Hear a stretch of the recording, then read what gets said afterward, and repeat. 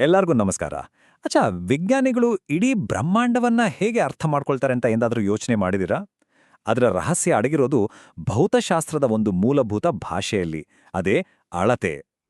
ಬನ್ನಿ, ಇವತ್ತು IGCSE ಭೌತಶಾಸ್ತ್ರದ ಈ ಮೊದಲ ಅತಿ ಮುಖ್ಯವಾದ ಹೆಜ್ಜೆಯ ಬಗ್ಗೆ ಸ್ವಲ್ಪ ಮಾತಾಡೋಣ. ಹಾಗಾದ್ರೆ ನಮ್ಮ ಮುಂದಿರೋ ಪ್ರಶ್ನೆನೇ ಇದು. ಈ ವಿಶಾಲವಾದ ಬ್ರಹ್ಮಾಂಡ ಅಂದ್ರೆ ದೊಡ್ಡ ದೊಡ್ಡ ಗ್ರಹಗಳಿಂದ ಹಿಡಿದು ನಮ್ಮ ಕಣ್ಣಿಗೆ ಕಾಣದ ಸಣ್ಣ ಪರಮಾಣುಗಳವರೆಗೂ ಎಲ್ಲವನ್ನೂ ಒಂದೇ ಭಾಷೆಯಲ್ಲಿ ವಿವರಿಸೋಕೆ ಸಾಧ್ಯನಾ? ಇದಕ್ಕೇನಾದೋ ದಾರಿ ಇದೆಯಾ? ಸೋಜಿಗದ ಸಂಗತಿ ಅಂದ್ರೆ ಇದಕ್ಕೆ ಉತ್ತರ ಹೌದು, ಸಾಧ್ಯ ಇದೆ. ಕೇವಲ ಬೆರಳೆಣಿಕೆಯಷ್ಟು ಮೂಲಭೂತ ಐಡಿಯಾಗಳನ್ನ ಬಳಸಿ ಇಡೀ ವಿಶ್ವದ ರಹಸ್ಯಗಳನ್ನೇ ಬಿಡಿಸ್ಬೋದು. ಗೊತ್ತಾ, ಇವುಗಳು ಮೊಮ್ಮಚ ಪವರ್ಫುಲ್ ಬಿಲ್ಡಿಂಗ್ ಬ್ಲಾಕ್ಸ್ಗಳಿದ್ದಾಗೆ. ಇದನ್ನಿಟ್ಕೊಂಡು ನಾವ್ ಏನ್ ಬೇಕಾದ್ರೂ ಕಟ್ಬೋದು. ಸರಿ, ಹಾಗಾದ್ರೆ ಮೊದಲು ಆ ಭಾಷೆ ಅಂದ್ರೆ ಏನು ಅಂತ ತಿಳ್ಕೊಳ್ಳೋಣ. ಭೌತಶಾಸ್ತ್ರದ ಭಾಷೆ ನೋಡಿ, ಭೌತಶಾಸ್ತ್ರದ ಈ ಭಾಷೆಯ ಮೊದಲ ಪದ ಅಥವಾ ಅಡಿಪಾಯ ಅಂದ್ರೆ ಭೌತಿಕ ಪ್ರಮಾಣ ಅಥವಾ ಫಿಸಿಕಲ್ ಕ್ವಾಂಟಿಟಿ. ಅಂದ್ರೇನಿದು? ರೊಂಬ ಸರಳ. ನಾವು ಅಳತೆ ಮಾಡೋಕೆ ಆಗುವಂತಹ ಯಾವುದೇ ಒಂದು ವಸ್ತು ಅಥವಾ ಗುಣ.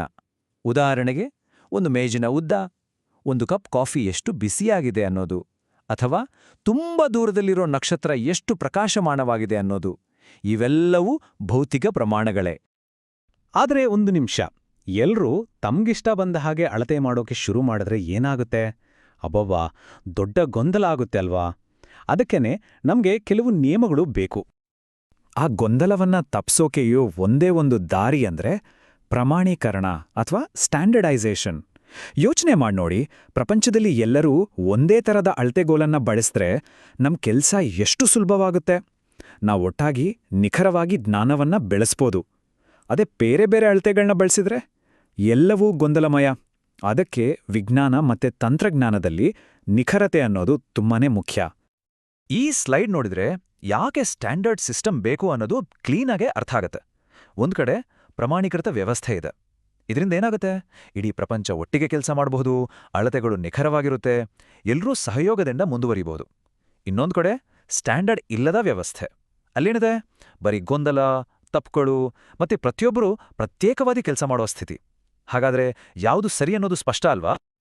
ಸರಿ, ಹಾಗಾದ್ರೆ ನಾವು ಮಾತಾಡ್ತಿದ್ದ ಆ ಬಿಲ್ಡಿಂಗ್ ಬ್ಲಾಕ್ಗಳು ಯಾವುವು? ಭೌತಶಾಸ್ತ್ರದ ಆಧಾರವಾಗಿರೋ 5 ಮುಖ್ಯ ಬಿಲ್ಡಿಂಗ್ ಬ್ಲಾಕ್ಗಳು. ಅವೇ ಇವು ನಮ್ಮ 5 ಮೂಲಭೂತ ಪ್ರಮಾಣಗಳು. ಮೊದಲನೇದು ಉದ್ದ, ಅಂದ್ರೆ 2 ಪಾಯಿಂಟ್ಗಳ ನಡುವಿನ ಅಂತರ. ಎರಡನೇದು ದ್ರವ್ಯರಾಶಿ, ಅಂದ್ರೆ ಒಂದು ವಸ್ತುವಿನಲ್ಲಿ ಎಷ್ಟು ಪದಾರ್ಥ ಇದೆ ಅನ್ನೋದು. ಮೂರನೇದು ಸಮಯ, ಅಂದ್ರೆ 2 ಘಟನೆಗಳ ನಡುವಿನ ಅವಧಿ. ನಾಲ್ಕನೇದು ವಿದ್ಯುತ್ ಪ್ರವಾಹ, ಅಂದ್ರೆ ಚಾರ್ಜ್ ಹೇಗ್ ಹರಿಯುತ್ತೆ ಅನ್ನೋದು. ಮತ್ತು ಕೊನೆಯದಾಗಿ ತಾಪಮಾನ, ಅಂದ್ರೆ ಒಂದು ವಸ್ತು ಎಷ್ಟು ಬಿಸಿ ಅಥವಾ ತಣ್ಣಗಿದೆ ಅನ್ನೋದು. ನಂಬೋಕೆ ಕಷ್ಟ, ಆದ್ರೆ ಈ 5ಅನ್ನೇ ಬಳಸಿ ನಾವು ಭೌತಶಾಸ್ತ್ರದ ಬಹುತೇಕ ಎಲ್ಲವನ್ನೂ ವಿವರಿಸಬಹುದು. ಸರಿ, ಈಗ ನಮ್ಮತ್ರ ಈ ಬಿಲ್ಡಿಂಗ್ ಬ್ಲಾಕ್ಗಳು ಇವೆ. ಬನ್ನಿ, ಇವುಗಳನ್ನ ಬಳಸಿ ಇನ್ನೇನನ್ನ ಕಟ್ಟಬಹುದು ಅಂತ ನೋಡೋಣ. ಈಗ ಬಂತು ನೋಡಿ ಮಜಾ. ಆ ಮೂಲಭೂತ ಬಿಲ್ಡಿಂಗ್ ಬ್ಲಾಕ್ಸ್ಗಳನ್ನ ಒಂದಕ್ಕೊಂದು ಸೇರಿಸಿದಾಗ ನಮಗೆ ಸಿಗೋದೆ ಪಡೆದ ಪ್ರಮಾಣಗಳು ಅಥವಾ ಡಿರೈವ್ಡ್ ಕ್ವಾಂಟಿಟೀಸ್. ಕೇಳಿದಿರಲ್ವಾ? ವಾಲ್ಯೂಮ್ ಅಂದ್ರೆ ಪರಿಮಾಣ, ಸ್ಪೀಡ್ ಅಂದ್ರೆ ವೇಗ, ಆಕ್ಸಿಲರೇಷನ್ ಇವೆಲ್ಲವೂ ಮೂಲ ಘಟಕಗಳನ್ನ ಕಂಬೈನ್ ಮಾಡಿ ಹುಟ್ಕೊಂಡಿರೋವು. ಒಂದು ಸಿಂಪಲ್ ಉದಾಹರಣೆ ತಗೊಳ್ಳೋಣ. ವೇಗ ಅಂದ್ರೆ ಸ್ಪೀಡ್. ಮೊದಲನೇ ಹಂತ, ಅದರ ಫಾರ್ಮುಲಾ ಏನು?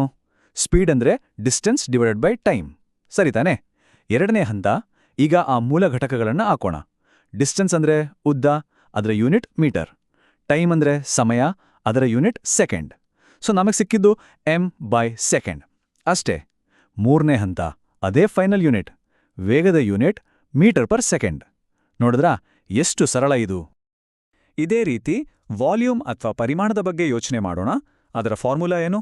ಉದ್ದ x ಅಗಲ x ಎತ್ತರ, ಅಂದ್ರೆ metre x metre x metre. ಏನಾಯ್ತು? Metre cube m³. ಹಾಗೇನೆ ವೇಗೋತ್ಕರ್ಷ ಅಥವಾ acceleration unit metre per second square ಆಗತ್ತೆ. ಯೋಚನೆ ಮಾಡಿ, ಕೇವಲ 5 ಮೂಲ ಘಟಕಗಳಿಂದ ನಾವು ಎಷ್ಟೊಂದು ಕಾಂಪ್ಲೆಕ್ಸ್ ಆದ ವಿಷಯಗಳನ್ನು ವಿವರಿಸ್ಬೋದು. ಅದ್ಭುತ ಅಲ್ವಾ? ಹಾಗಾದ್ರೆ ಇದೆಲ್ಲದರಿಂದ ನಾವು ಕಲಿಬೇಕಾದ್ದೇನು? ಸರಳವಾಗಿ ಹೇಳೋದಾದ್ರೆ ಇದುವೇ ಭೌತಶಾಸ್ತ್ರದಲ್ಲಿ ಒಂದು ಗಟ್ಟಿಯಾದ ಅಡಿಪಾಯ. ಈ ಒಂದು ಮಾತಿನೊಂದಿಗೆ ಇವತ್ತಿನ ಈ ವಿಷಯವನ್ನ ಮುಗಿಸೋಣ. ಅಳತೆಗಳ ಬಗ್ಗೆ ಸ್ಪಷ್ಟವಾದ ತಿಳುವಳಿಕೆ ಇರೋದೇ IGCSE ಭೌತಶಾಸ್ತ್ರದಲ್ಲಿ ಪಾರಂಗತರಾಗಲು ಬೇಕಾದ ಅಡಿಪಾಯ. ಹಾಗಾಗಿ ಮುಂದಿನ ಸಲ ಯಾವುದೇ ಭೌತಿಕ ವಿದ್ಯಮಾನವನ್ನ ನೋಡಿದಾಗ ಒಂದು ವಿಷಯ ನೆನಪಿನಲ್ಲಿಡಿ. ಅದರ ಮೂಲದಲ್ಲಿರೋದು ಉದ್ದ, ದ್ರವ್ಯರಾಶಿ, ಸಮಯದಂತಹ ಸರಳ ಅಳತೆಗಳೇ. ಈ ಭಾಷೆಯನ್ನ ಕಲಿತರೆ ಅದು ಇಡೀ ಬ್ರಹ್ಮಾಂಡದ ಜೊತೆ ಮಾತನಾಡಿದ ಹಾಗೆ.